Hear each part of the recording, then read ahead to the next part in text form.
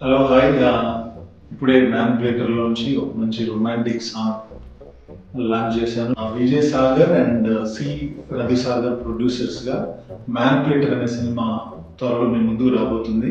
మంచి romantic number.